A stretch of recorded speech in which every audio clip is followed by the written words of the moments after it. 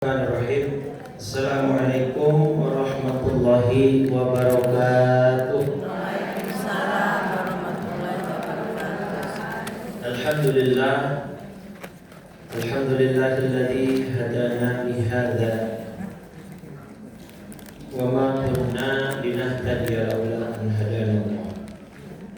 Asyhadu an la ilaha illallah wahdahu la syarika lah. Wa asyhadu anna sayyidana wa nabiyyana Muhammadan abduhu wa rasuluh la nabiyya wa la rasula ba'da. Allahumma shalli wa sallim wa karim ala sayyidina Muhammadin wa ala alihi wa sahbihi haqqa qadrihi wa miqdarihi al-azim. Subhanaka la ilma lana illa ma 'allamtana innaka antal alimul hakim. Rabbi shrah li sadri wa yassir li amri wahlul 'uqdatam min lisani yafqahu qawli wa saddid lisani wahdi qalbi bihaqqi sayyidina Muhammadin sallallahu alaihi wasallam. Amma ba'du, fa ya ayyuhal hadiratil ummahat, seluruh ibu-ibu PKK RW 09 Kelurahan Malagasari, berkhusus kepada PKK Ibu Kusnina dan Bajang Umum Saiful Afian, Ketua Majelis Taklim yang barusan menyampaikan kalimatnya, Majelis Taklim Al-Hikmah Ibu Istiqomah, mudah sesuai namanya selalu istiqomah. Ketua Pengajian Masjid Sabilul Huda kaum ibu, Ibu Eti, Ibu Ketua RT 06 Ibu Ria, MC kita Ibu Novi, dan Bunda Rahmi selaku pimpinan Majelis Taklim kaum ibu Masjid Al-Hidayah, dan makasih Umi saya, tulisannya begitu, dibaca apa enggak ini? Baik, dan ibu-ibu seluruh PKK RT 1 sampai RT 12. Oh, cuma 12 RT? RW saya 16. Saya RT 16 RW 03 Kelurahan Cipinang Muara. Cipinang Muara memang termasuk yang paling banyak ininya, penduduknya gitu. Dan seluruh ibu-ibu yang mungkin sudah sering tiap perpo, saya bilang sama Bu Rahmi, emang gak bosan sama saya? Takutnya terbosan lagi jamaah. Tapi yang namanya ya ban serap ya Bu, cadangan.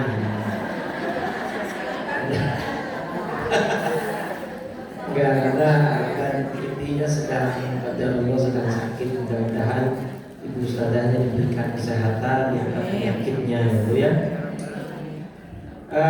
Temanya bukan cukup ya, sangat menarik dan cukup provokatif sih. Karena bahasanya versus gitu kan. Jadi kesannya kayak gimana gitu. Gede banget. Oke, baik. Pertama begini Bu, tadi yang dibaca ayatnya oleh Ibu siapa tadi yang bacanya? Ibu Widani dengan Indah, dengan Ibu Yuli. Itu kan surat Ali Imran 159 160 ya. Terutama di 159-nya kita tadabbur dulu. Fabima rahmatin minallahi lintalahum.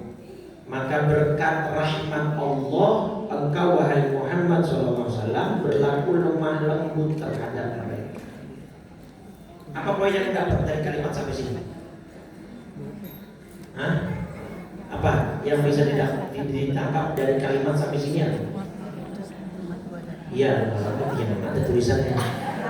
Konteksnya gimana maksudnya? Yang bisa jawab di bawah ada sepeda listrik ya. Oh, punya ibu. Ada yang punya. Poinnya ibu, sekelas Nabi aja punya sifat lemah lembut itu dengan rahmat dan bantuan Allah. Jadi ibu kalau mau jadi mertua atau menantu yang punya perilaku lemah lembut, mintanya sama Allah. Paham ya? Karena sekelas Nabi saja menjadi Nabi bukan hanya soft spoken lagi. Nabi sudah sangat-sangat luar biasa hati dan perangainya. Tapi itu juga Allah tegaskan, itu dengan rahmat Allah. Nah, jadi ibu kalau mau punya hati yang lembut, itu pertama paling utama mintanya sama Allah. Karena yang bisa membolak-balikan hati itu siapa? Allah. Cuma Allah. Gitu ya. Minta sama Allah, ya Allah, kalau memang ada kekerasan di dalam hati saya keras hati saya kemudian tidak mau kalah, tidak mau ngalah, dan saya di posisi yang tidak benar menurut Engkau, berikan hati saya kelembutan. Minta sama Allah, ya. Jadi jangan keras kepala. Kenapa? Karena kalau walaupun tafadhal ghalidhal qalbi, jika kamu bersikap keras dan berhati kasar, lam faddu min haulik, mereka tentu menjauhkan diri dari sekitarmu. Apa poin kedua darinya ini? Bahwa sekelas Nabi itu terkena hukum sosial.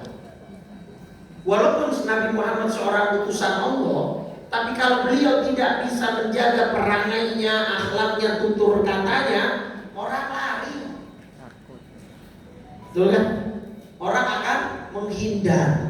Orang tidak akan ada yang respect, orang tidak akan ada yang mau masuk Islam, ya. Jangankan masuk, mungkin mendekat saja sudah nggak mau. Kalau nabinya kasar, kalau nabinya berkeras hatinya, maka orang-orang akan menjauh. Nah, maka di sini Allah mengajak fa'fu anhum. Maka karena itu maafkanlah mereka, wastaghfir lahum, mohonkanlah ampun untuk mereka, wasyawirhum, dan kalau ada apa musyawarah. Ya, jangan kemudian kita menjadi orang yang keras kepala. Kalau memang anak ibu sudah memilih jodoh yang terbaik itu apa sih kata Nabi? Tunkahul mar'atu li arba, nikahilah wanita karena 4 hal. Pertama apa?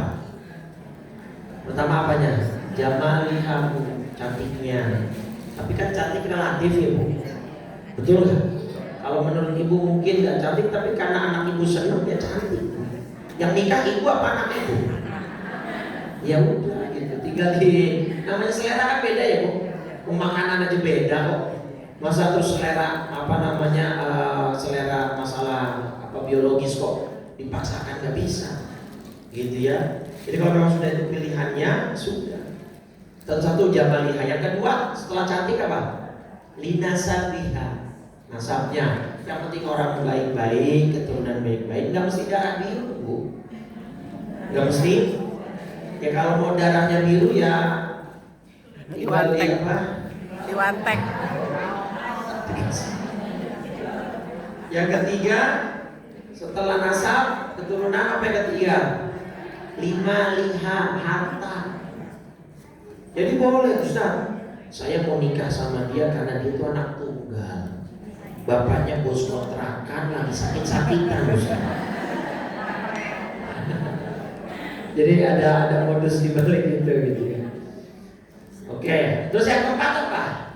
Lidiniha, karena agama. Nah, cuma kata Nabi, satu wanita berkumpul 4 variabel ini sulit.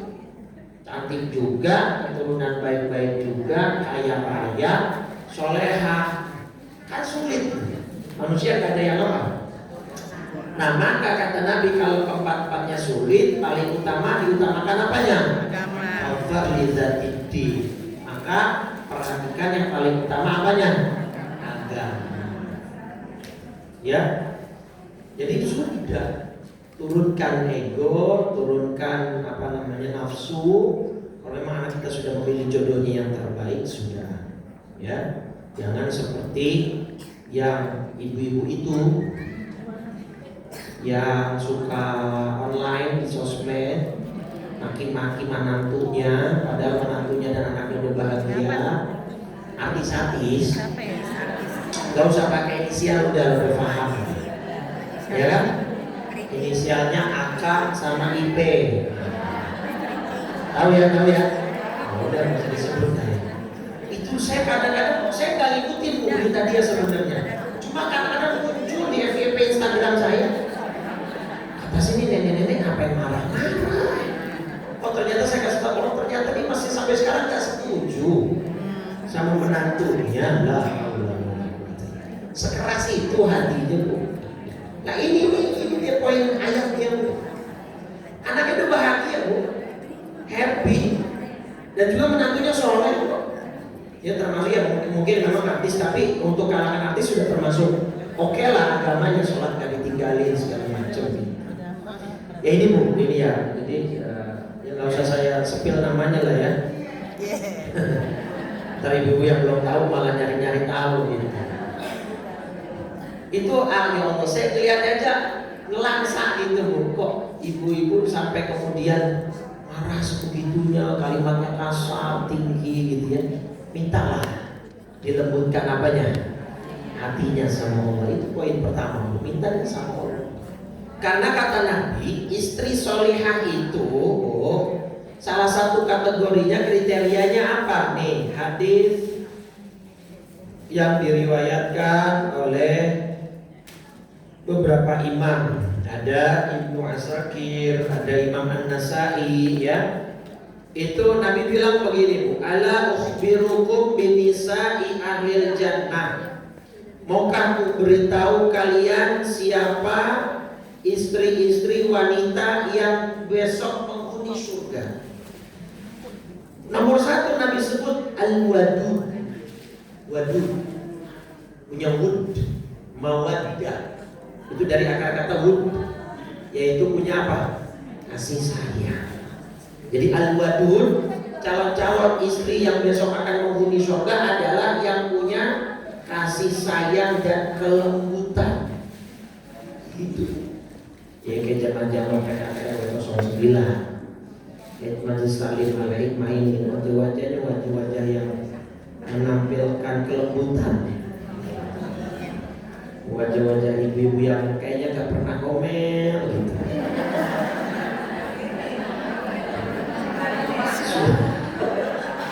Suaranya lembut gitu. Apalagi tadi Bu Musmini, kalau suaranya tuh masya Allah. Kayaknya gak, Musmini apa? Kayaknya gak pernah naik gitu ya. Kalau oktavnya gak pernah sampai oktav 9, 12 gitu. Nah jadi al-wadud ini penting, kasih sayang dan lemah lembut. Seperti tadi Nabi. Ya kalau Nabi lemah, tidak lemah lembut, kasar dan keras hati, orang akan lari, gak mau, antipati akhirnya dengan Islam. Ya sama dengan hubungan juga begitu. Oke. Nah ini menantu versus mertua, itu biasanya memang menantu perempuan versus mertua perempuan. Biasanya ya, biasanya memang, walaupun mungkin ada juga yang kasus tadi artis itu kan menantu laki-laki dengan mertua perempuan. Tapi yang mostly kebanyakan kasus itu mertua perempuan dengan menantu perempuan yang kebanyakan. Maka saya suka bilang, kalau ada keluarga menantu dan mertua perempuan itu bestie, nge-mall bareng, nyalon bareng, ya, nge-gym bareng, atau ngapain lagi? Surga. Ya kajian bareng, tapi kalau kajian bareng, waduh itu udah dari surga udah itu. Itu luar biasa nikmat surga Bu. Nikmat surga udah turun ke dunia sebelum dia masuk surga. Suami yang punya kondisi rumah tangga begitu, menantu apa istrinya dengan ibu mertuanya akrab, guyup, rukun, itu dah separuh kenikmatan dunia udah dia dapetin. Kenapa? Karena memang secara psikologis sama-sama perempuan itu. Ya ibunya, ini kan anak laki-laki gue. Dari kecil gue loh yang gedein dia. Iya gak Bu?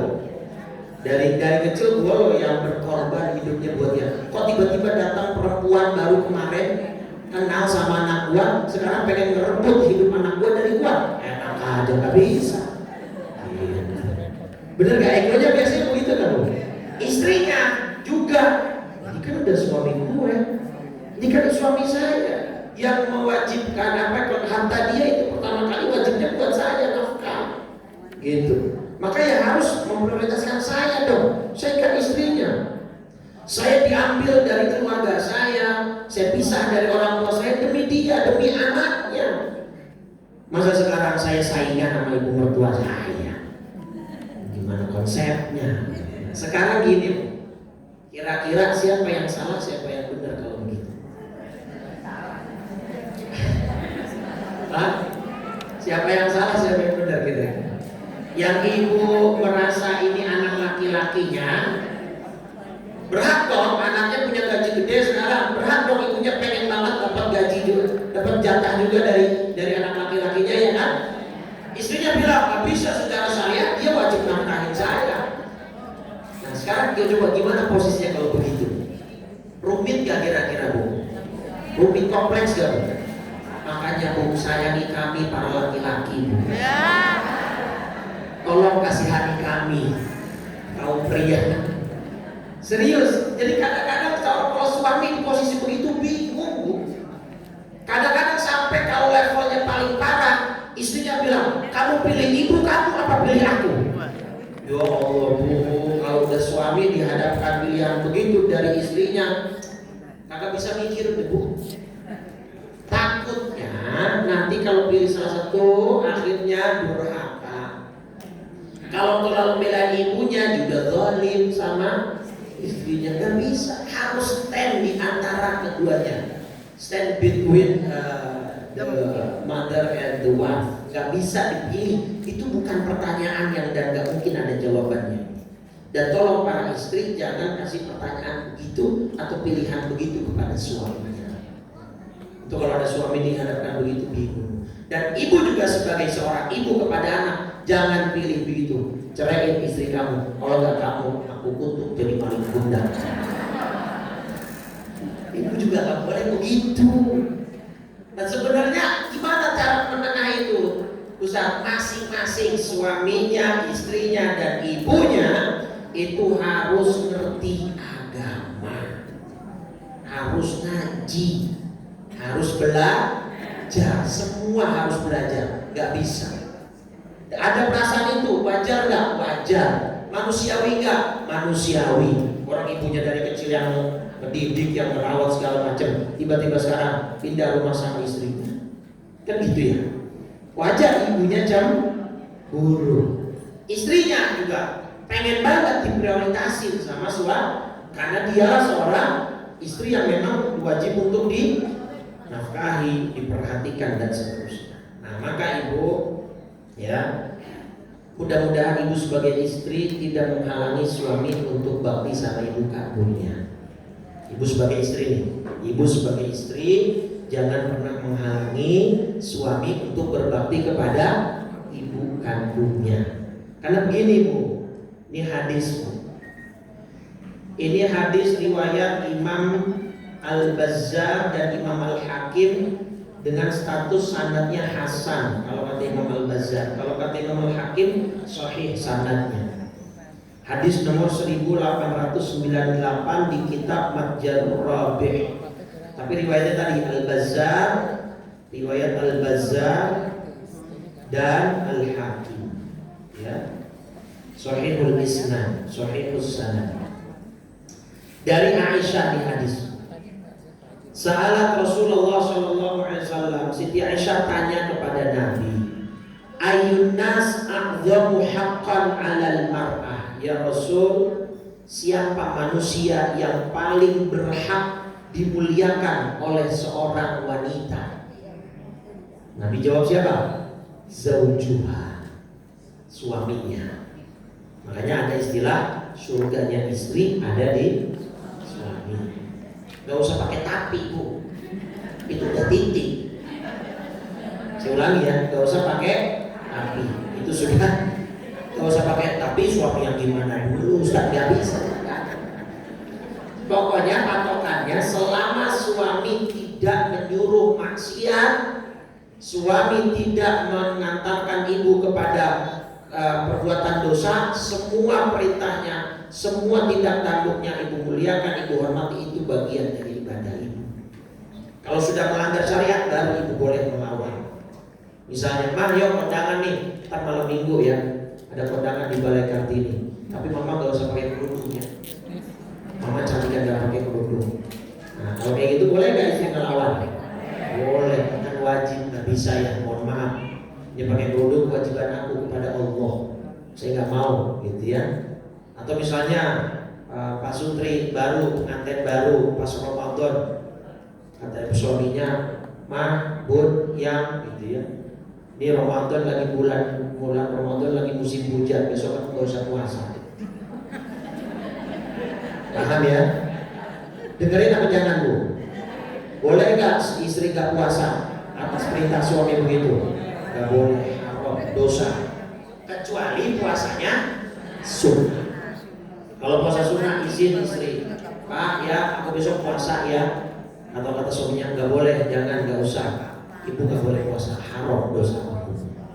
Nah jadi bahkan kata Nabi, kalau istri yang hormat patuh sama suami dan ngerjain yang wajib-wajib, itu malaikat akan respect dan bilang, "Udkhuli min ayyiba bin syiti." Silahkan masuk dari pintu surga yang mana saja. Itu. Jadi kalau ibu nggak usah pakai, "Tapi Ustaz suami saya begini-begini." Bu, kenal sama Fir'aun Bu? Hah? Nggak kenal kan? Tapi tahu ya, istrinya siapa Bu? Asia. Iya. Jangan tertukar, jangan terbalik. Kalau Aisyah istri Nabi, Asia. Masuk mana Asia? Surga apa neraka Asia? Surga. Fir'aunnya suaminya masuk neraka. Ya kan? Nih lihat. Wa daraballahu mathalan lil ladzina amanu imra'ata fir'aun. Surat At-Tahrim surat 66 ayat 11. Allah membuat perumpamaan bagi orang-orang yang beriman. Ibu beriman kan di sini? Insyaallah. Nah, jangan insyaallah, jawabnya. Oh iya. Ibu itu kalau jawabnya insyaallah sama kayak nanya, saya nanya, "Ibu percaya nggak sama Allah?" Insyaallah.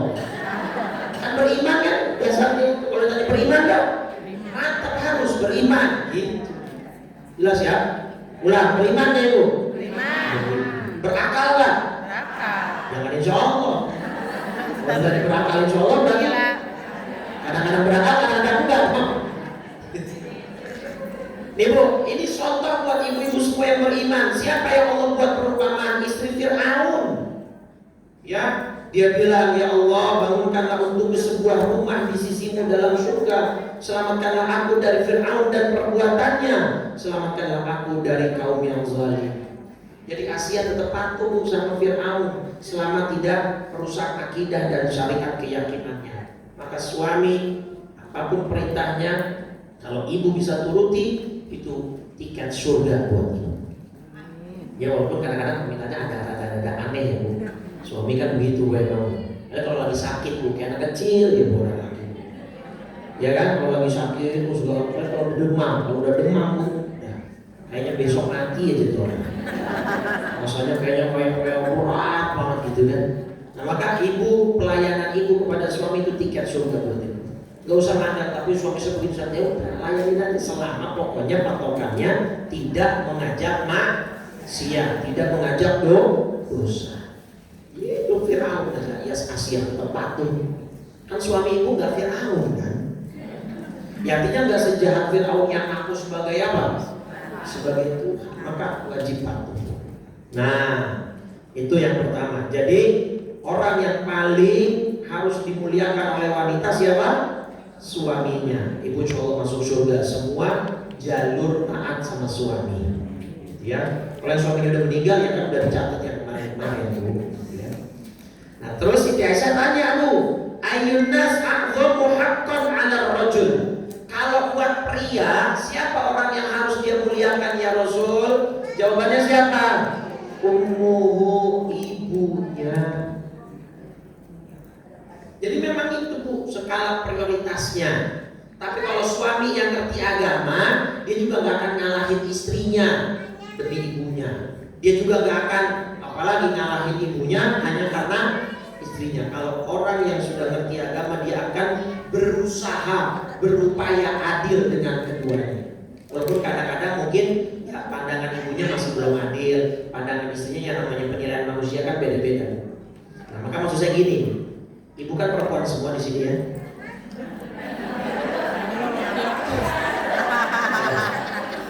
fotografer kita ada dengan saya cuma gitu ya. Tadinya saya paling ganteng ya Pak fotografer. Jadi bersaing gantengnya.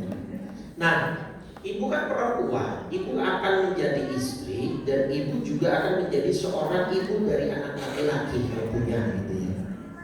Nah gini, kalau ibu sebagai istri menghalangi suami bakti sama ibu kandung, besok ibu punya anak laki-laki, ibu akan dapat mantu yang akan berperilaku sama dengan ibu waktu treatment mertua ibu. Paham maksud saya? Ya, misalkan si A, ya, ini suami, ini istri, ya kan? Ini suami, ini istri. Ya, suaminya kan punya ibu nih. Nah, kalau istrinya ini menghalangi suami untuk berbuat bakti kepada ibunya, besok dari suami istri ini punya anak laki-laki. Anak laki-laki ini akan nikah dengan siapa? Seorang wanita perempuan. Maka perempuan ini akan menjadi menantu dari si istri ini. Nah, besok perempuan ini akan melarang anak laki-lakinya untuk bakti kepada ibunya. Karena tadi nutuda, "Faman ya'mal mithqala dzarratin khairan yara, wa man ya'mal mithqala dzarratin syarran." Semua akan dapat balasannya. Kalau istilah karma mungkin kita nggak mengenal karma, tahu karma ibu? Buat takjil pas puasa. Karma ya, itu kita mungkin nggak mengenal istilah, tapi mekanismenya ada dalam Islam. Nah, kalau seorang istri ini kadang-kadang sampai ada kasus suami pengen ngasih duit ke ibunya aja ngumpet-ngumpet dari istrinya. Ya Allah, kan pantasnya mah istrinya yang ngasih ya. Nih suami, saya juga ngomong ke suami-suami kalau jangan bapak-bapak saya bilang, Pak, tolong yang adil. Anda punya ibu, istri Anda juga punya ibu. Kadang-kadang ada percikan-percikan masalah gara-gara Anda tidak adil. Ibu kandung dibeliin iPhone Pro 17 Max. Ibu mertuanya dikasih Oppo yang 2 jutaan. Gitu kan, atau bahkan gak dikasih sama sekali. Istrinya kan lama-lama kan menilai, kok kamu kayak berat sebelah sih, ibu aku gak pernah kamu kasih apa-apa, gitu segala macam. Nah jadi suami juga harus punya itu untuk menciptakan, sebenarnya memainkan peran itu penting itu si suami. Gimana dia bisa berlaku ke ibunya, dia bagaimana berlaku ke istri. Itu dia, itu yang paling penting. Nah tapi ibu sebagai seorang istri, karena ini jamaahnya ibu-ibu, ya saya mengingatkan ibu sebagai seorang istri jangan pernah menghalangi suami ibu untuk bakti sama orang tuanya, termasuk terutama ibunya, ya. Bahkan kalau bisa ibu support suami ibu, ya. Kan hari ini ulang tahun, tuh mantu ingat ulang tahun mertua, wah itu 1001. Tapi kalau ada, wah itu berarti luar biasa. Kan kalau orang lagi kan kerja di kantor udah sibuk, langsung nggak ingat, ya, mama kamu ulang tahun ibu, kita kasih beli ini segala macam. Nah, malah disupport sama istrinya. Besok Anda dapat anak laki, insya Allah menantu Anda nggak jauh kayak Anda seperti itu. Kenikmat ibu ya. Ya kalau sekarang sudah terjadi, ibu mertua Anda nggak begitu, ya besok Anda jangan mengulangi kesalahan yang sama.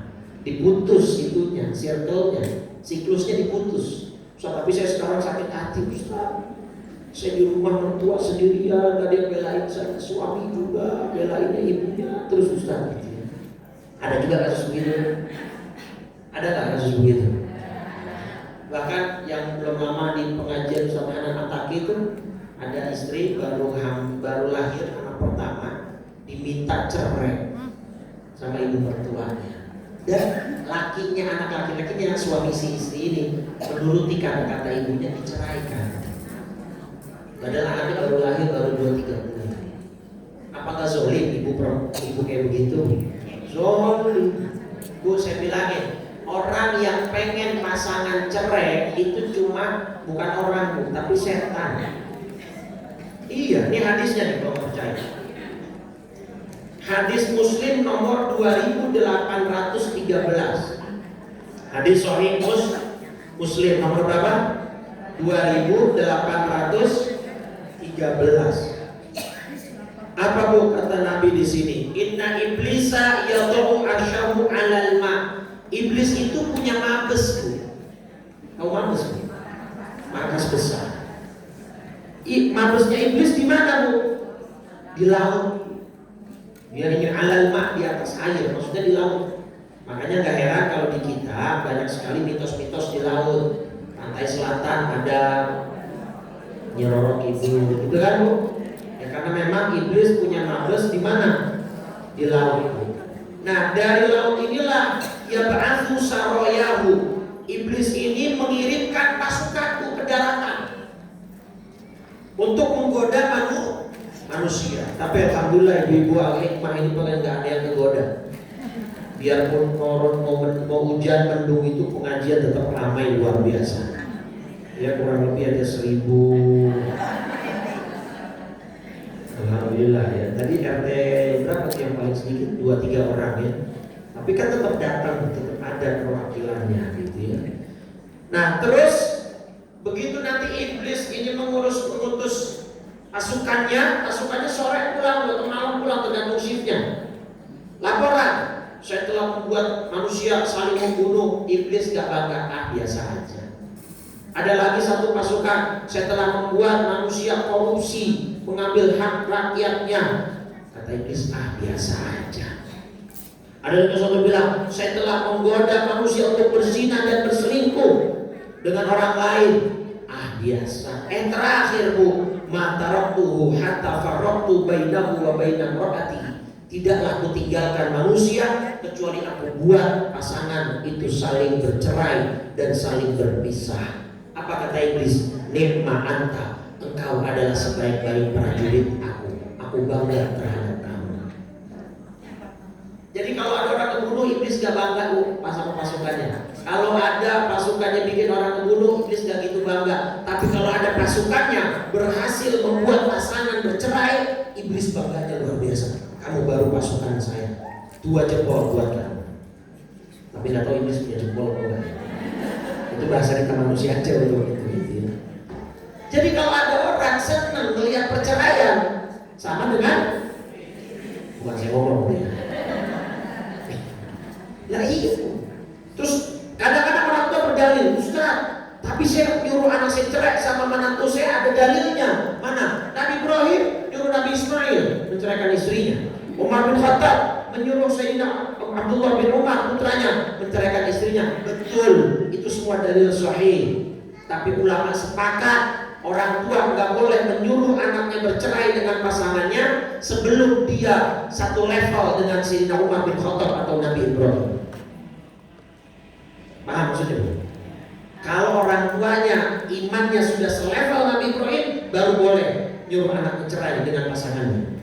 Kalau dia sudah selevel iman takwanya kepada Umar bin Khattab radhiyallahu anhu, baru boleh menyuruh anaknya bercerai dengan pasangan. Selama belum sampai situ nggak boleh.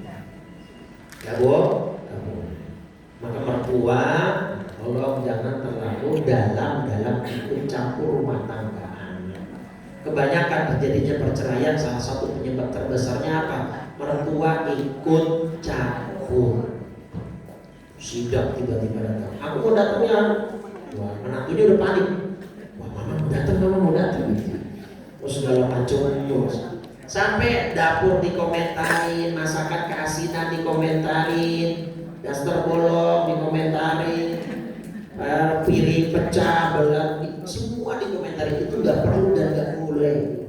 Ya, biarkan anak ibu dewasa dengan prosesnya dalam berumah tangga. Tidak perlu ikut campur terlalu dalam, apalagi sampai ngomelin menantunya. Kamu gimana sih? Anak aku ini dari kecil gak pernah makan gak enak, masakan kamu gak enak. Wah, sakit hati. Mulai disitulah benih-benih permusuhan. Makanya kan sekarang banyak konten, coba di Instagram. Konten-konten apa? Suami ngajak pergi ke rumah ibu kandungnya, istri gak bakal mau ikut. Mendingan disuruh pilih antara nguras laut apa rumah ibu mertua. Nguras laut aja deh. Lu ada konten-konten begitu, suka lihat ya? Di sosmed ada. Artinya kok orang sampai sebenci itu sama ibu mertuanya, berarti kan ada problem Bu. Ada salah, maka betul nggak salah juga. Flyer judulnya mertua versus menantu. Karena sealergi itu ke rumah mertua sampai nggak mau gitu. Kenapa?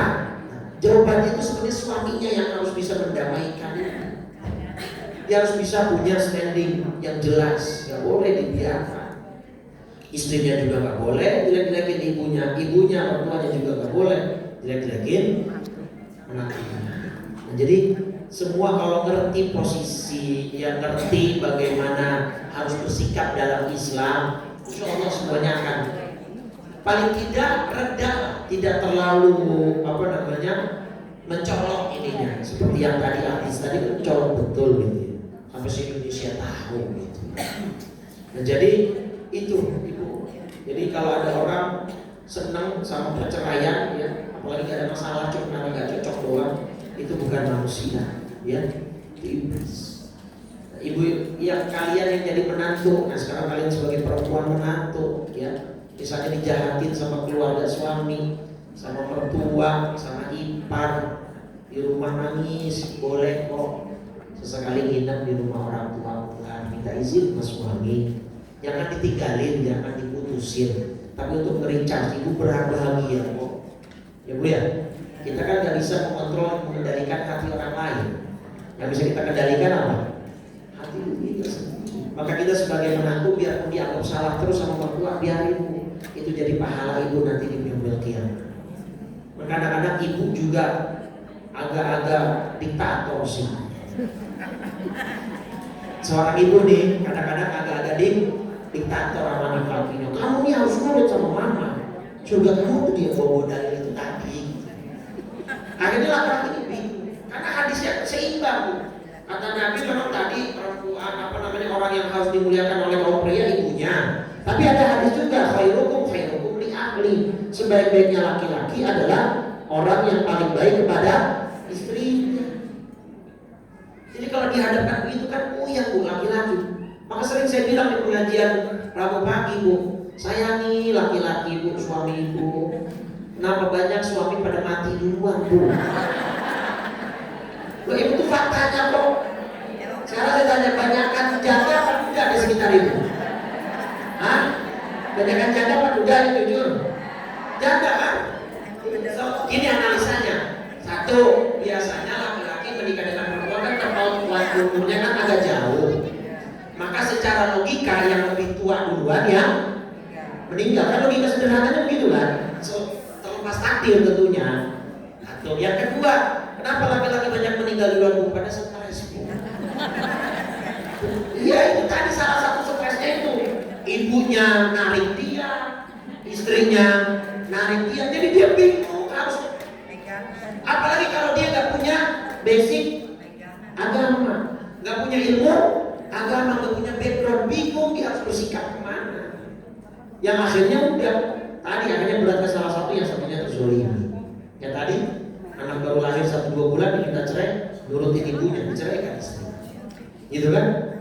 Atau yang lebih banyak lagi juga dia ngikutin istrinya, akhirnya durhaka sama ibunya, mertuanya. Kan serba salah bu orang laki. Makanya saya juga bilang kepada jamaah laki-laki udah lah pak, satu aja berat pak. Betul nggak bu? Iya toh? Satu aja nggak bisa kita ngedamain hati ibu kita sama istri kita ini. Apalagi mau 2-3 itu mendamaikan banyak pihak lagi tuh, istri ke istri pertama, istri kedua, gimana kok bingung dah.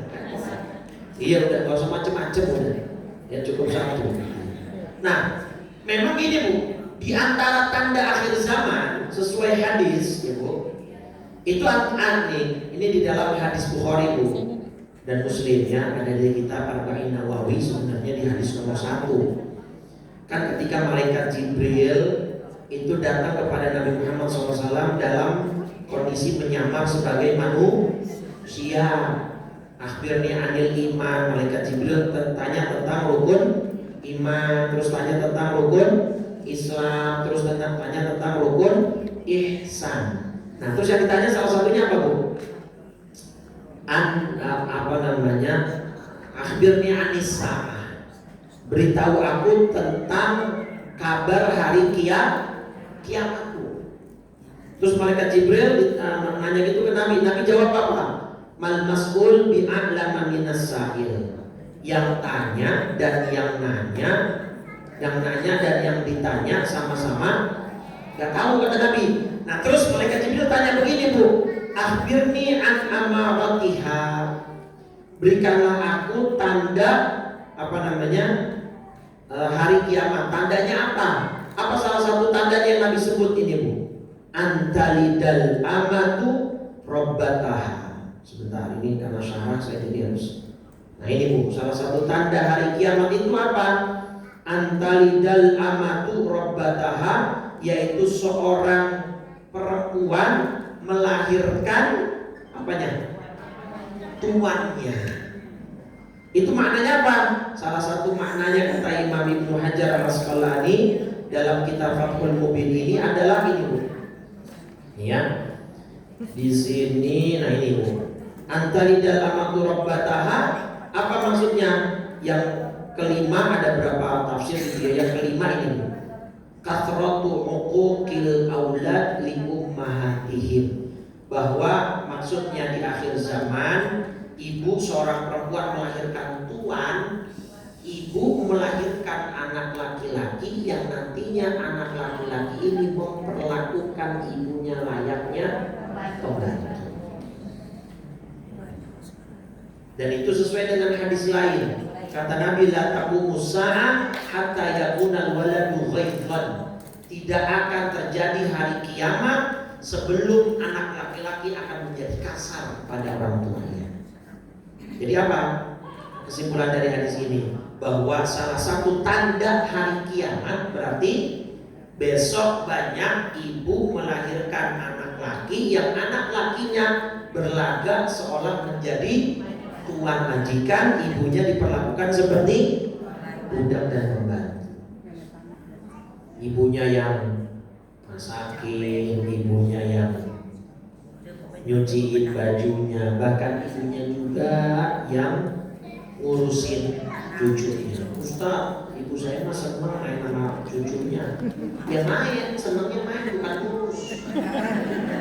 Betul nggak, Bu? Beda nggak ngurus sama main? Beda. Main mah sekedar main, tapi kalau cetok ya ada yang nyewokin.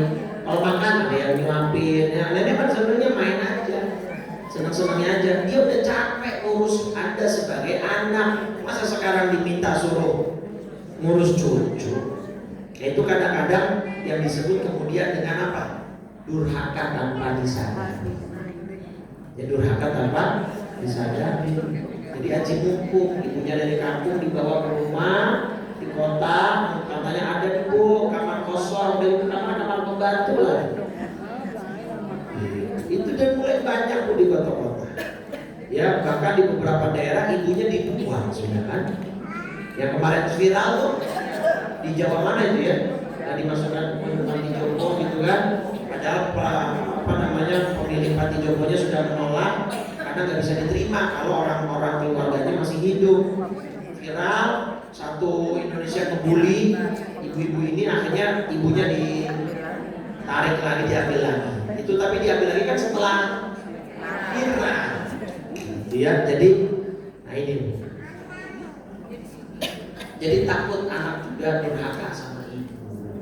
Ya, kalau terlalu membela istri, tapi juga kalau terlalu membela ibu takut zalim sama istri. Nah makanya ya ibu sebagai mertua atau ibu sebagai ibu kandung, sebagai istri juga, nah itu harus bisa bersikap.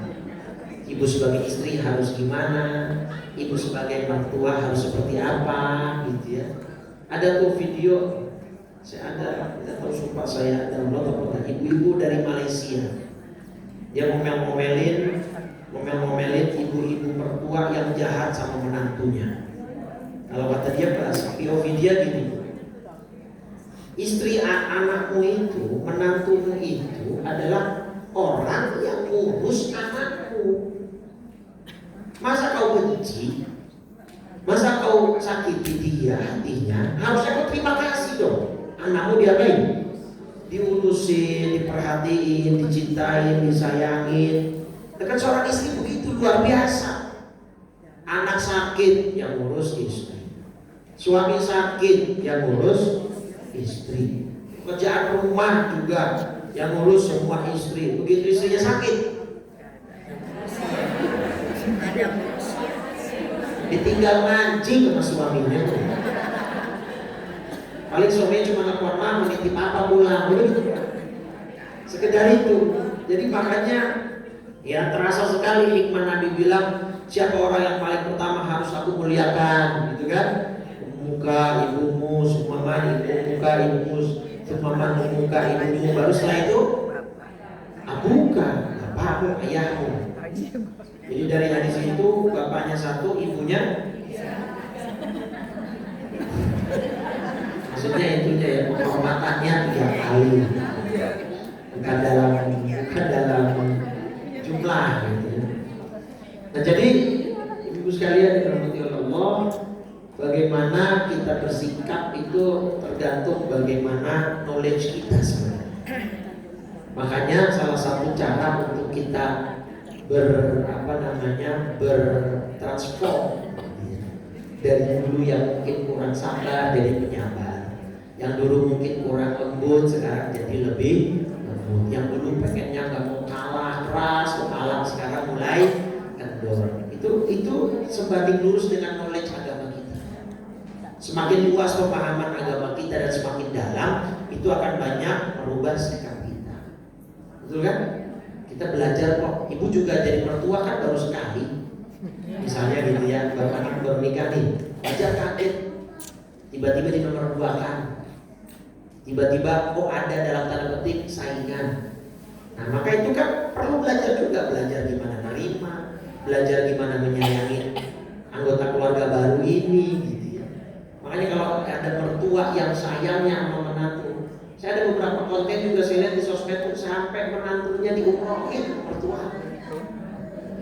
Diumrohin menantunya sama mertuanya, dari saking sayangnya mertua sama menantu. Maka tadi saya bilang kalau ibu tidak mendapatkan perlakuan itu dari mertua, putus siklusnya di ibu. Besok ibu jadi mertua, jadilah mertua yang baik, jadilah mertua yang sayang kepada menantu, agar nanti besok begitunya siklus yang terjadi selanjutnya siklus yang baik-baiknya aja. Betul nggak? Tapi kalau kita semangatnya balas dendam, nggak bisa. Dulu saya sama mertua saya digini, besok menantu saya juga saya udah kayak ospek tuh. Iya kan, udah kayak ospek di sekolah kan? Kalau ospek sih memang semangatnya semangat balas dendam. Dulu saya sama kakak kelas diginiin, besok anak kelas saya segini. Ya nggak akan selesai bu begitu. Ya jadi semuanya itu perlu pemahaman agama. Nggak bisa kita keras sama.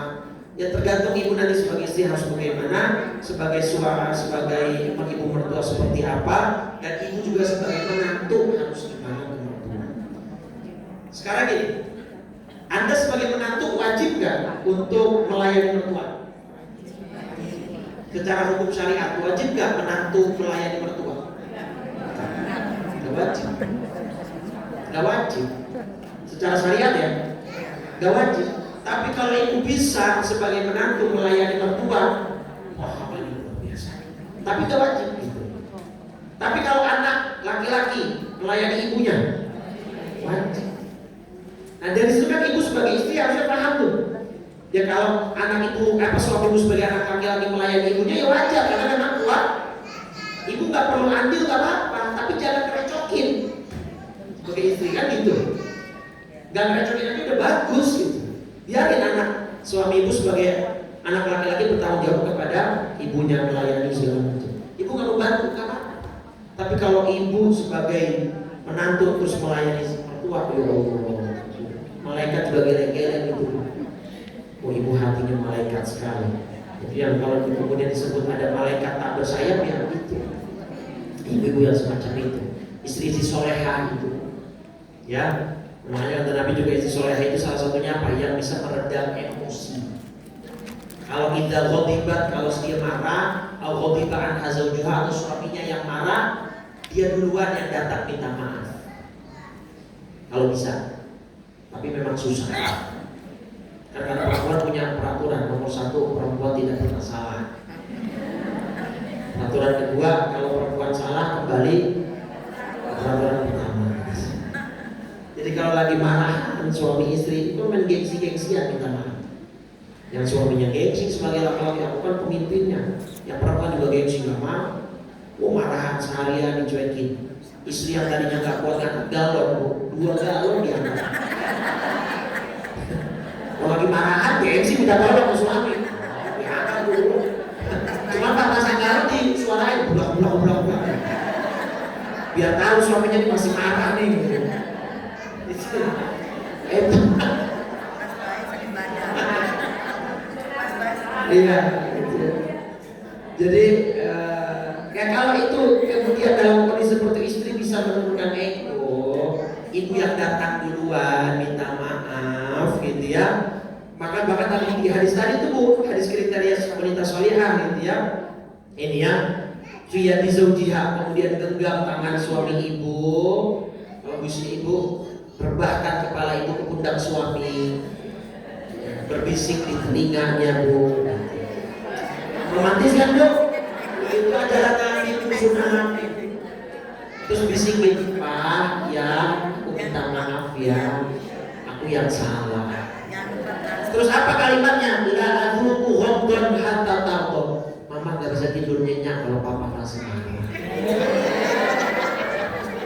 Kalimatnya Bu, tapi faktanya mah orang aja. Biar kata lagi marah ngantuk kok tidur aja. Tapi kalau ibu bisa begitu ke suami Bu, saya sebagai laki-laki dan kebanyakan laki biasanya kalau istri sudah begitu pasti luluh. Suami kalau digituin Bu, ujung-ujungnya ngomong gimana? Enggak kok aku yang salah. Pasti begitu, seluruh benar. Enggak kok aku yang salah, aku yang egois, aku yang emosional. Oh enggak gitu. Udah ada yang gini-gini aja. Enggak usah suami saya ngomong begitu.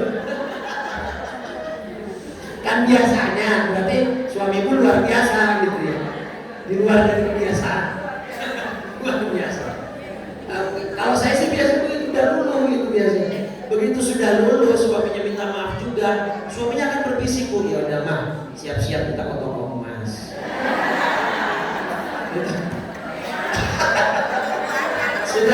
sudah istrinya siap-siap, katanya, oh Pak, gelang sama kalung gak dibawa, lalu kita mau ngapain? Jual. Bukan beli nambah mau jual. Akhirnya berantem lagi, marahan lagi. Iya, itulah dinamika rumah tangga Ibu ya. Jadi sebenarnya semua ada pahala sih Bu. Gini maksud saya gini, mertua bisa menurunkan ego saya kalau menantu, pahala buat dia kok. Betul kan?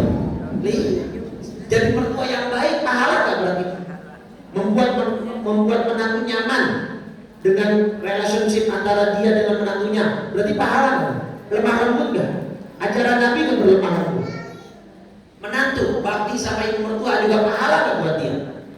Jadi semua itulah ada pahala. Suami bakti sama ibu pahala, nafkah istri pahala, sayang sama istri pahala, bakti sama ibu pahala. Semua sebenarnya ada pahala kalau masing-masing tahu Nah itu ya, kadang-kadang ego ya namanya manusia lah, nggak bisa seragam semua sama. Masalahnya juga nggak bisa ditahan. Ibu nggak usah kemudian adu masalah sama orang lain. Ustaz kalau dia mau mendingan, kalau saya kan lebih parah Ustaz. Nggak usah diadu begitu, nggak usah. Semua orang punya masalahnya masing-masing. Kalau bahasa anak sekarang nggak usah adu mekanik, nggak usah. Malah adu kalau saya masalahnya lebih berat Ustaz, saya begini nggak usah. Semua punya masalahnya masing. Ada yang mungkin hubungan mertua menantu adem ayem diuji lewat ekonominya. Ada yang ekonominya lumayan, duitnya banyak, hubungan sama mertuanya agak dingin. Ya kan? Ada yang super spesial perfect, duitnya banyak, rumah tangganya adem ayem, mertuanya sayang. Wah itu ada yang begitu. Semua nggak bisa diseragamkan. Semuanya punya ujiannya masing. Disitulah yang kemudian namanya tantangan dalam beragama. Kalau ada tantangannya, Allah nggak punya alasan untuk ngasih pahala untuk kita. Iya toh? Semua ibadah kan ada tantangan masing-masing kan? Ibu melayani suami kan ibadah, ada tantangannya. Ada yang suaminya rewel, makanan kasinan dikit aja bawel, makanan kurang enak aja bawel. Ada yang suaminya orang ibu senang, makan pagi siang sama. Ada kayak begitu? Ya kan, aku tuh jujur. Tadi ayam, siang ayam lagi, marah dia ayam ulur. Marah nanti macam orang suami itu. Ya kan? Semua macam. Kalau saya sih sebenarnya gampang Bu. Kalau saya paling senang tuh tempe. Alasan makan ada tempe saya dapat bosan. Tempe goreng, tempe dibacem, ditepung, digoreng, pokoknya saya tempe lover saya. Jadi istri saya itu beruntung, gampang masaknya. Asal ada tempe. Jadi macam-macam masalah orang itu nggak boleh diperbandingkan tuh. Ya, don't compare your problem with others, nggak boleh. Nanti jatuhnya nggak bersyukur. Loh, Nabi ketika Isra Mi'raj dilihat dalam Mi'raj bahwa penghuni neraka kebanyakan siapa? Perempuan. Gara-gara sebabnya apa? Yang furnal asyir, tidak bersyukur kepada suami. Kenapa tidak bersyukur kepada suami? Nah, salah satu sebab orang tidak bersyukur itu surat Toha ayat 131. Ini diantara sebab orang tidak bersyukur. Apa? Terlalu panjang mataku, kalau bahasa saya. La tamuddanna ainaika, janganlah kau tujukan pandangan matamu kepada kenikmatan yang telah kami berikan kepada beberapa golongan dari mereka. Jadi jangan, enak banget ya jadi kamu ya, mertua kamu sayang banget. Ih, mertua aku mah mulutnya ember. Sampai begitu gua coba. Gak boleh. Jangan. Kan Anda yang pilih suami Anda jadi suami kan? Dia terima satu paket sama ibunya. Masa kemudian Anda maunya dipisah gitu? Emang beli mainan baterai dijual terpisah? Kan enggak, Anda terima suami Anda sebagai suami sepaket sama siapa? Sama emaknya, sama ibunya, sudah. Jangan kamu mau enak, mertua kamu begini ya sudah. Itu berarti dari celah itu Allah menginginkan Anda dapat pahala. Anda jadi menantu ditolong dari mertua pergi, ya Anda bisa dapat pahala dari kesabaran Anda terhadap kezaliman dari mertua dan misalnya. Jadi semuanya bisa bernilai pahala. Bahkan nih dalam hadis Sahih Muslim Bu, ini sampai 14-15 kali ya. Nanti baru setelah itu tanya jawab. Karena kan asalnya jam 14.40 kan ya. 43. Nah ini Bu, ya di dalam hadis Sahih Muslim ada seorang curhat ke Nabi, seorang laki-laki, ya Rasulullah, innali qarabatan. Ya Rasul, saya ini punya kerabat. Nggak disebut ini. Kerabat itu maknanya luas. Mertua ya termasuk kerabat, saudara, sepupu, ponakan ya kerabat. Kenapa kerabat kamu? Asiluhum, saya udah baik sama dia. Saya udah sambung silaturahim sama dia, tapi dia mutusin silaturahimnya ke saya. Uhsinu ilaihim, saya udah baik sama mertua saya, Ustaz. Saya masakin, tapi masakan saya dihina, dicaci, dimaki, Ustaz. Sakit hati saya, Ustaz. Saya udah masak dengan sepenuh hati, masakan saya dihina, dicaci. Yusiuna ilaihim, dia jahat sama saya, Ustaz. Wahlu anhum, saya coba berlemah lembut, tapi mereka tidak peduli sama saya. Apa Nabi jawab? Perhatikan Bapak Ibu. La in kunta kama qulta, seandainya benar apa yang kamu katakan. Ada kalimat begitunya tuh Bu. Paham gak Bu? Ini dipahami bahwa Nabi itu objektif Bu. Ini kan cerita cuma dari satu pihak Bu. Gak bisa langsung dibenarkan kan? Makanya Nabi bilang, la in kunta kama qulta, andai kata yang kamu bilang benar, kamu sudah baik kami diperlakukan jahat, faka'an nama tusifuhumul mallam, maka seolah-olah mereka sedang memakan debu api neraka. Orang yang zalim itu. Wala yazalu ma'aka minallahi dhahirun 'alaihim, dan Allah akan selalu ada di pihak Anda. Gitu. Jadi kalau misalkan Anda sebagai menantu dizalimi sama keluarga suami, dari mertuanya, dari iparnya, Anda dizalimi betul-betul dizalimi, Allah ada di pihak Anda sebagai menantu. Jadi gak usah takut. Gitu ya, madum ta'ala dalik, selama kamu benar, selama kamu tidak membalas dengan kezaliman. Kan jadi ada pahala namanya. Nah cuma gak semua orang sabar. Ya gak semuanya orang sabar. Apalagi kata kalimat orang sabar itu kan ada, sebenarnya ada batasnya gak sih sabar? Ada kalau dia membatasi. Sabar itu ada batasnya kalau dia yang batas.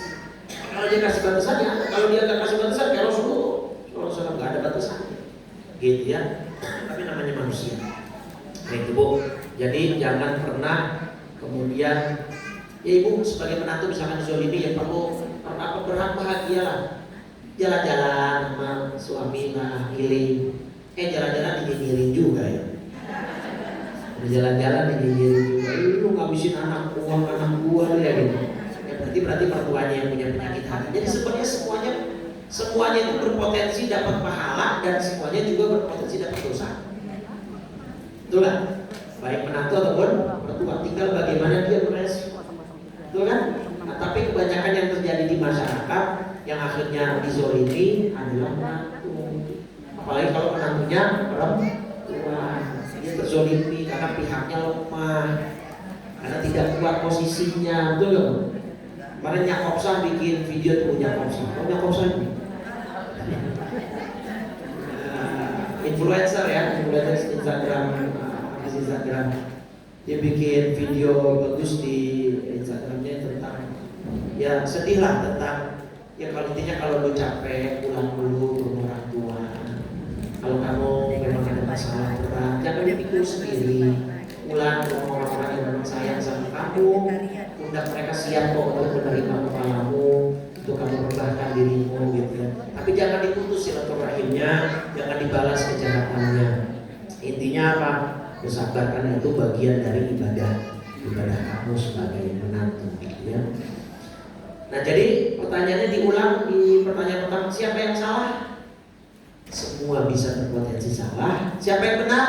Semua juga bisa berpotensi benar. Ya, jadi jangan mencari excuse, jangan mencari pembenaran untuk posisi kita masing-masing ya. Semuanya harus berdasarkan agama. Baik, mungkin itu. Silakan kalau ada yang ingin didiskusikan, ditanyakan. Jazakallah khair Pak Ustaz. Selanjutnya kami berikan waktu untuk tanya jawab. Satu pertanyaan langsung dijawab, izin ya Pak Ustaz. Silakan ibu-ibu ada yang mau bertanya?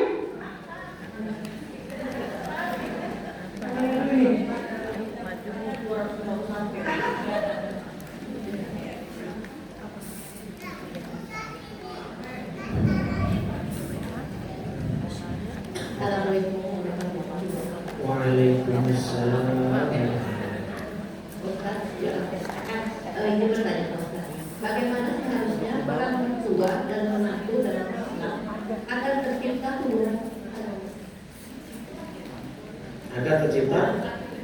hubungan yang harmonis? Ya tadi yang kita sudah jelaskan, menantu tahu posisinya sebagai menantu, jangan menghalangi suami untuk bakti kepada ibu kandungnya.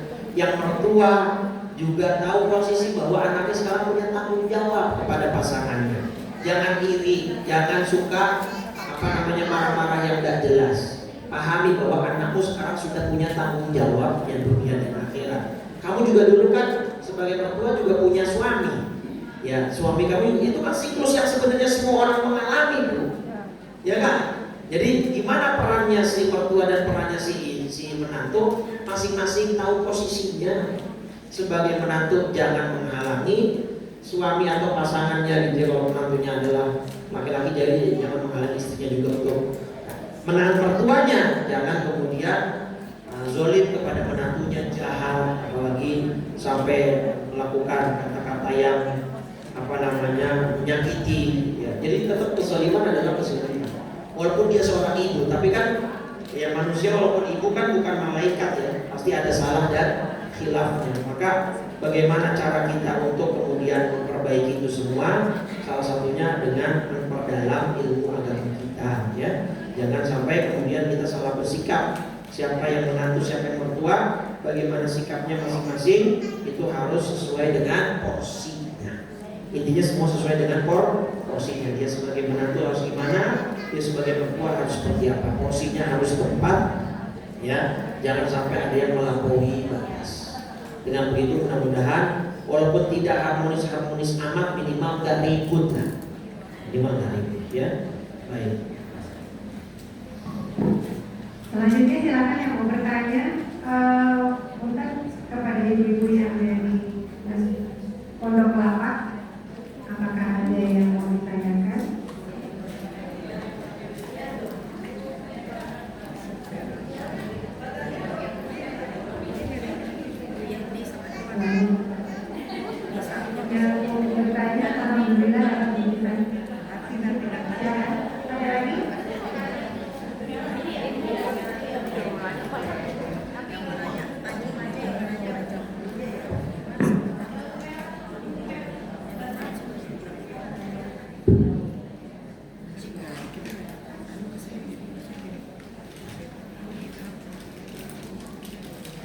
Assalamualaikum warahmatullahi wabarakatuh. Pak Ustadz, saya mau bertanya, bolehkah seorang tua minta uang kepada anaknya yang laki-laki dan dia sudah berumah tangga? Dosakah saya? Sebagai ibu minta uang Ya. anak laki-lakinya, Ya. sedangkan laki-lakinya sudah punya istri. Ya. Baik. Terima kasih. Pertama, kalau tanya apakah dosa, enggak sama sekali. Ya, karena gini, di dalam surat Al-Baqarah itu ayat 215, yas'alunaka madza yunfikun. Mereka bertanya kepadamu wahai Muhammad tentang apa yang harus mereka infakkan. Qul, katakanlah, ma anfaqtum min khairin falil walidain. Katakanlah harta apa saja yang kamu infakkan hendaknya diperuntukkan siapa? Kedua orang tua. Jadi gini Bu, istri dari harta suami itu jalurnya jalur nafkah, wajib. Kalau suami tidak kasih nafkah ke istri, hukumnya dosa. Tapi kalau suami atau anak laki-laki ini sebagai seorang suami ngasih ke ibu, jalurnya infak, tidak wajib memang menafkahi orang tua selama orang tuanya masih mampu. Kecuali orang tua sudah tidak mampu, wajib anaknya menafkahi.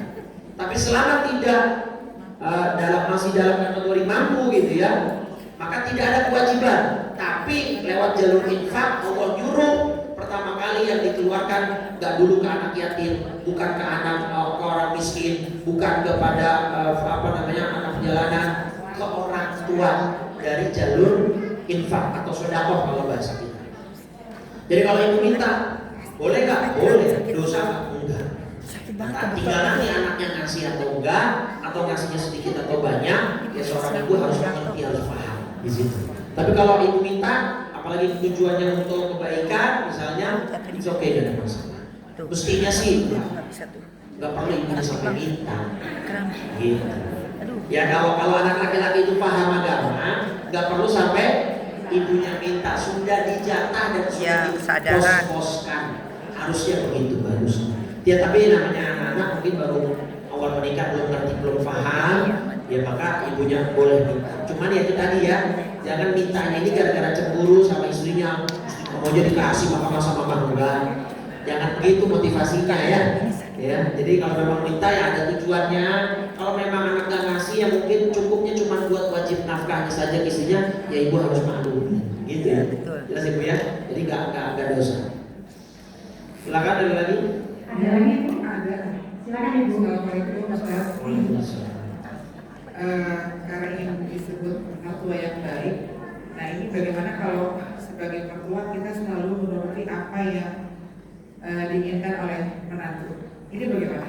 Selalu menuruti yang diinginkan oleh menantu. Pertanyaannya apakah boleh atau tidak? Boleh atau tidak ya? Boleh, selama kemauannya dan keinginannya tidak bertentangan dengan syariat.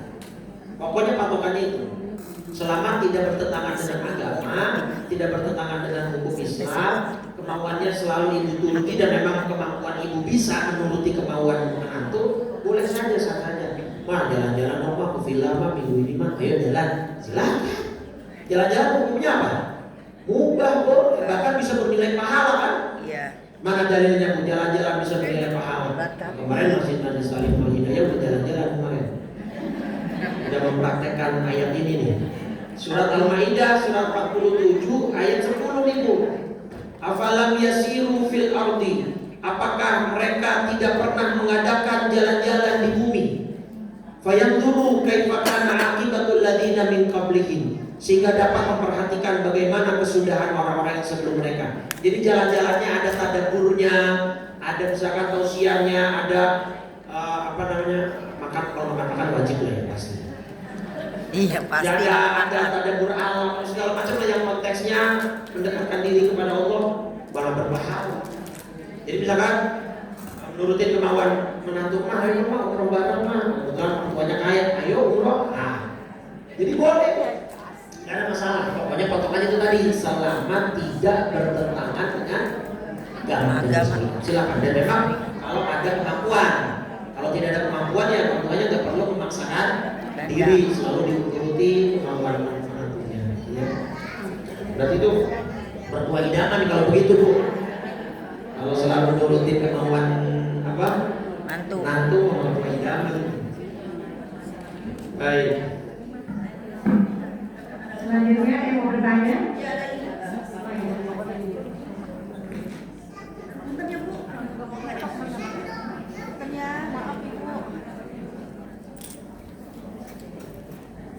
Assalamualaikum warahmatullahi wabarakatuh. Waalaikumsalam.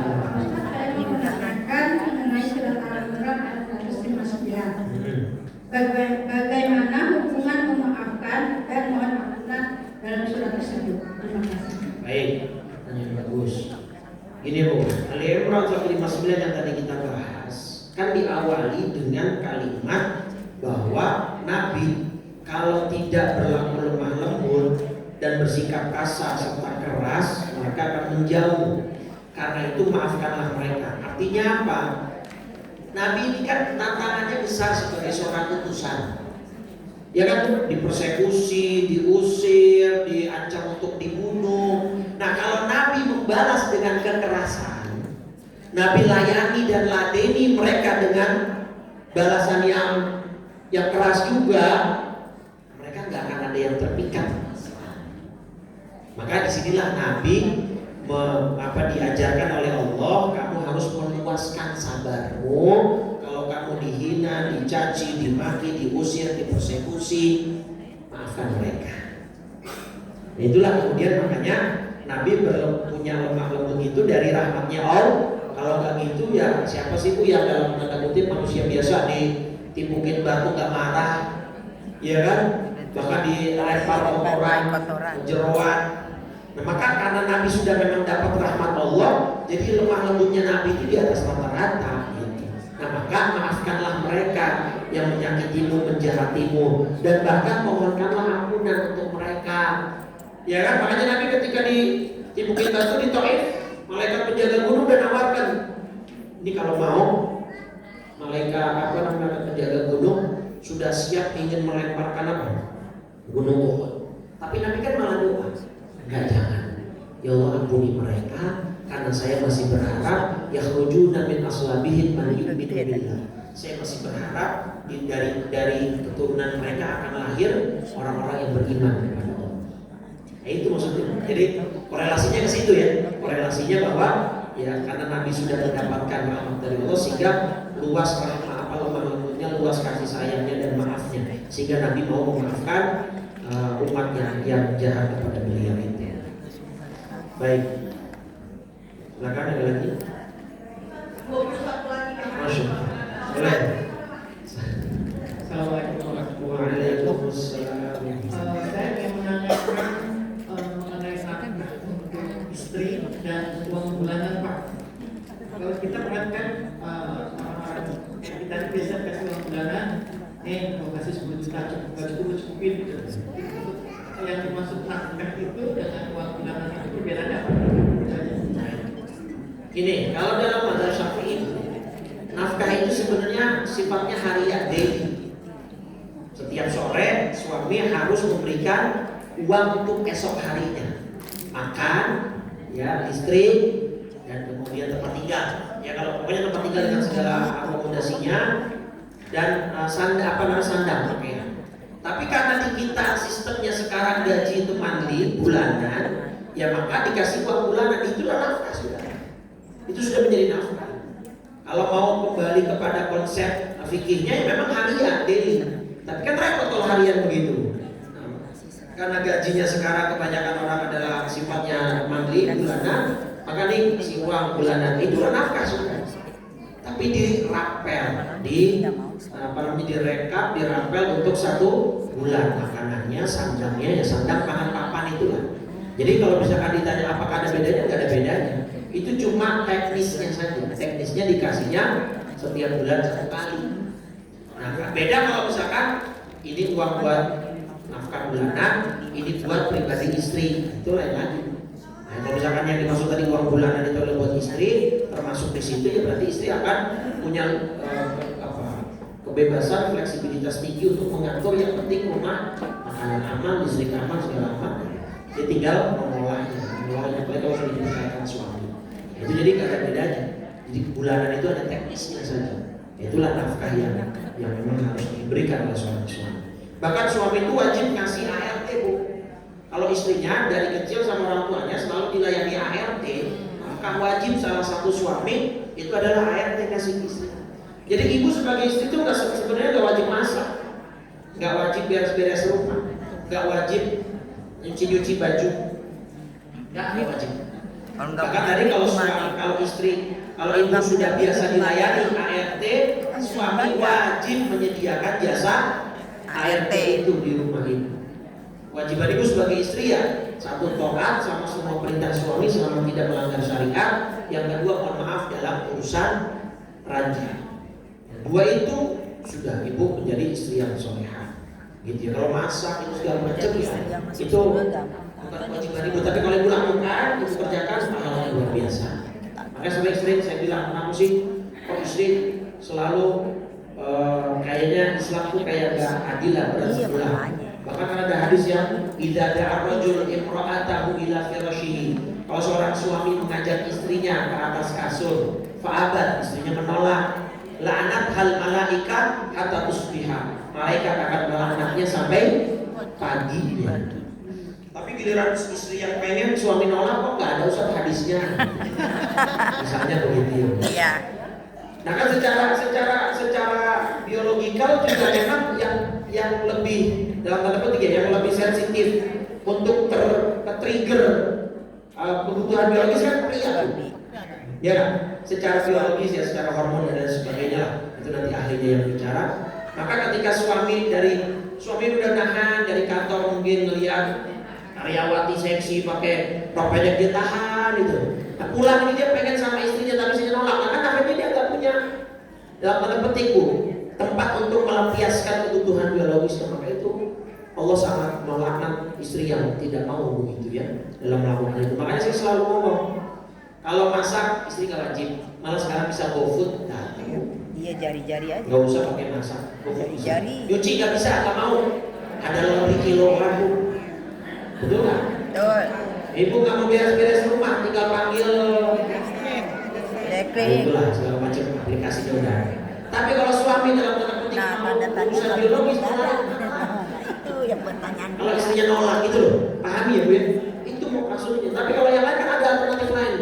Akhirnya ketika suaminya tidak kuat iman, istrinya juga menolak selalu. Akhirnya lari-larinya kemana? Selingkuh, zina, jajan, alhamdulillah dan seterusnya. Gitu ya? Pak Ustadz izin satu Pak Ustadz bertanya. Mana silakan Bu. Tadi dia ngomong. Ini kamu terakhir satu lagi terakhir. Masih nyambung. Langsung Bu. Nyambung. Assalamualaikum warahmatullahi wabarakatuh. Pak Ustadz, di sini kan tadi Pak Ustadz bilang kalau si kitanya yang keras hati ya, kita minta doa. Tapi kalau misalkan kita punya menantu yang keras hati, bagaimana? Apakah punya kiat ayat atau suratnya untuk berdoa supaya si menantu itu lembut hati kepada mertua? Doa supaya dilembutkan hati. Si menantunya. Yang doain siapa nih? Kita mertuanya mendoakan menantu supaya dia lembut hatinya. Doain menantunya supaya menantunya lembut hatinya. Iya. Ada surat khusus nggak ya? Berarti mertuanya sudah memposisikan dia benar, menantunya yang salah. Gini, mintanya kan sepuluh. Ada memang apa doa? Hanya cuma ada tipsnya Bu. Kata Nabi, kalau kamu pengen antalina qalbaka, kamu pengen hatimu lembut. Kalau secara praktek ya ada dua yang bisa dilakukan. Antam sahrosal yatim, sering-sering kasih santunan anak yatim, jadi minta doa untuk mereka. Dan yang kedua, antut imal masakin, kasih makan orang miskin. Lewat mereka juga minta doa. Itu tips yang bisa dilakukan. Karena apa? Karena kata Nabi, kebanyakan orang itu dapat pertolongan dari kaum du'afa. Kadang kalau kita yang doa, karena tendensinya udah, tadi saya bilang, kita sebagai mertua, nantinya kita yang benar, menantu yang salah, nanti malah bisa berabe gitu. Pokoknya minta sama yatim atau orang miskin, doakan ya supaya saya dan menantu saya jadi hubungan yang baik, saya lembut hatinya, menantu saya juga lembut hatinya, bisa guyup bobot gitu. Ya kalau kita sendiri ya tinggal doa pakai bahasa Indonesia pun boleh bebas ya. Itu ya Allah, lembutkanlah hati menantu saya. Ya Allah, perbaikilah hubungan saya dengan menantu saya. Ya Allah, berikanlah rahmat dan mawaddah kepada saya dan keluarga anak saya gitu ya. Kita sama bisa dengan bahasa Indonesia pun bisa. Kalau hadisnya secara khusus untuk menantu kan. Oke, baik. Terima kasih Pak Ustadz, boleh satu lagi? Silakan. Assalamualaikum warahmatullahi wabarakatuh. Waalaikumsalam warahmatullahi wabarakatuh. Maaf Pak Ustaz, pertanyaan saya mungkin agak lain sedikit yang Ustaz. Yang pertama adalah terima kasih atas tausiah Pak Ustaz. Pertanyaan saya adalah, saya ini dari jauh Pak, dari Sulawesi, jauh sekali. Nah sekarang Main pasangan jamu ya. seandainya ya, sekarang ini saya baik sekali sama anggap saya sangat baik sekali sama Tuhan, saya sebagai dari siapa.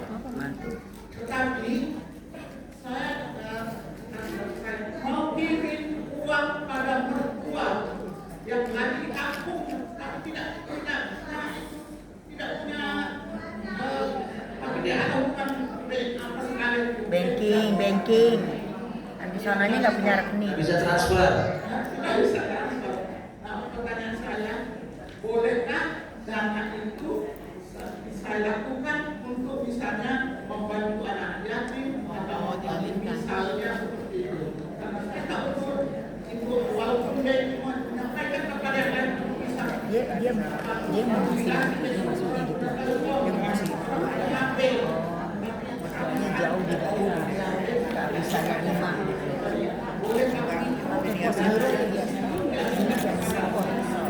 Wesel, zaman dulu wesel pakai wesel ada. Pos gitu. Kalau ibu mertua ibu benar-benar membutuhkan, kalau bapak atau mertua ibu lah, mertua baik bapak yang laki atau punya ibu, mertua ibu betul-betul membutuhkan dana itu, maka nggak boleh dialihkan ke yang lain. Kalau betul-betul membutuhkan, sekiranya gini, kategorinya kalau saya nggak kirim duit, mertua saya di sana sengsara, makan susah, tinggal susah. Nah maka gimana caranya sekarang sebenarnya banyak kok ada BRI link, ada segala macam, nggak mesti ke rekening orangnya. Ada iya. Dia bisa ke BRI link, yang penting nanti dikasih Ada nomor rekening wesel. orangnya, paling ada potongan admin 5.000 apa 10.000 gitu. Kali 5 Tinggal dia ambil cashnya itu kan bisa kan sekarang kan? Iya. Jadi ada banyak cara. Kalau mertua ibu sekiranya tanpa dana itu akan kesulitan hidup, maka dana itu tidak boleh diberikan kemana. Iya benar.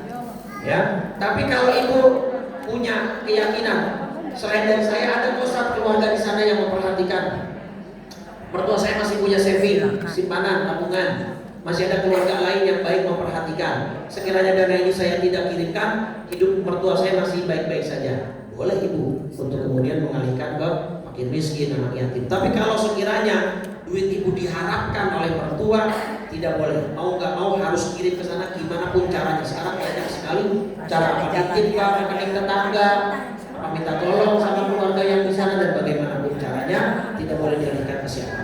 Kalau memang duit itu menjadi andalan hidup bagi mertua. Jelas ibu ya? Iya. Baik. Lagi. Mana? Lagu lagi ya? Nggak bisa.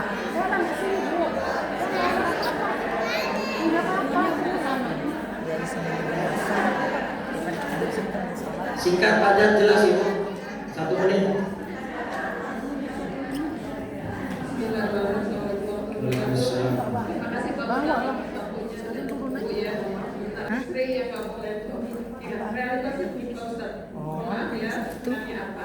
Kita lihat sekarang Tadi pada keluar sih. hubungannya makin rendah suami pasti untuk bantu.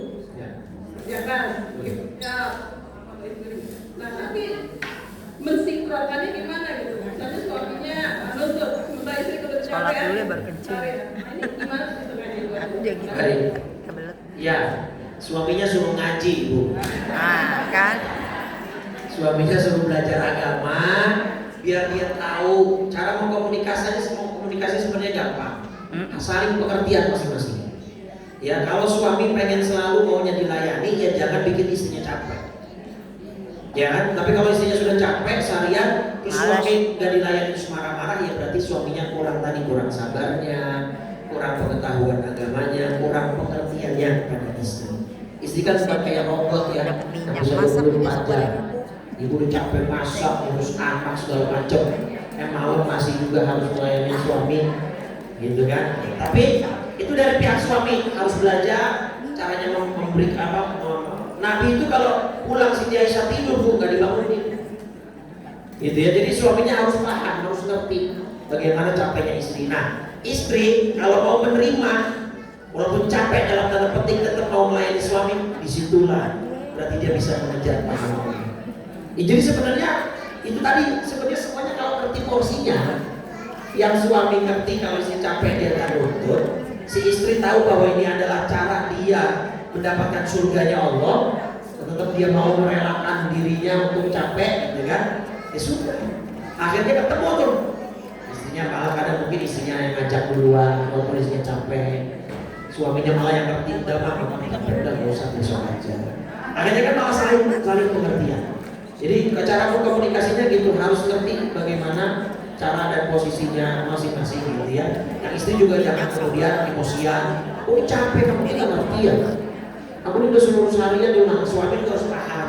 So istri itu capek, gak kayak robot yang bisa diperlakukan demikian. Jadi gimana cara mengkomunikasikannya? Sering-sering ngobrol. Suami istri itu kadang-kadang jarak ngobrol karena pagi-pagi pulang sore cuma ngobrol sebatasnya gitu ya. Jadi kurang komunikasi, akhirnya kurang bondingnya. Makanya sekarang ada istilah deep talk gitu ya, atau pillow talk. Pillow talk, jadi sebelum tidur ngobrol dulu gitu ya, jangan langsung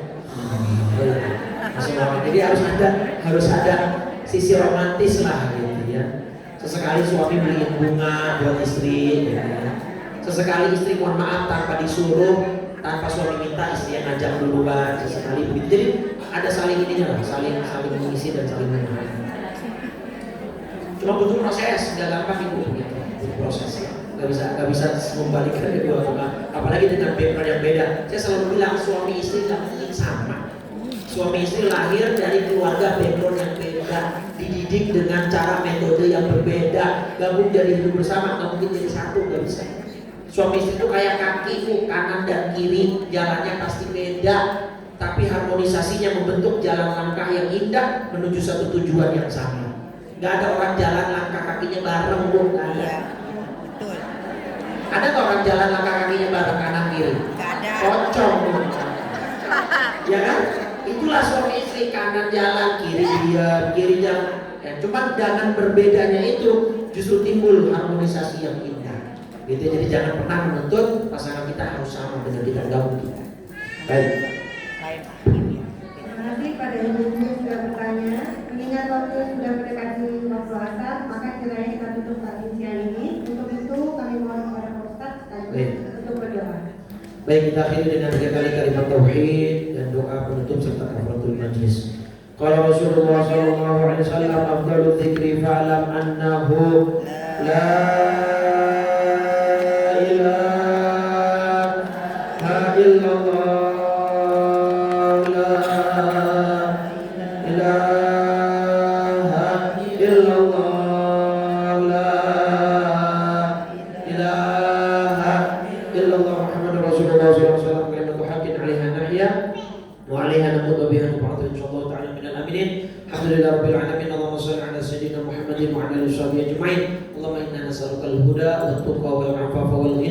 اللهم آت نفوسنا تقواها وزكها أنت خير من زكاها أنت وليها ومولاها برحمتك يا أرحم الراحمين يا مقلب القلوب ثبت قلوبنا وقلوب أولادنا وبناتنا على دينك وطاعتك ربنا آتنا في الدنيا حسنة وفي الآخرة حسنة وقنا عذاب النار صلى الله على سيدنا محمد وعلى آله وصحبه وسلم والحمد لله رب العالمين سبحانك اللهم وبحمدك أشهد أن لا إله إلا أنت أستغفرك وأتوب إليك.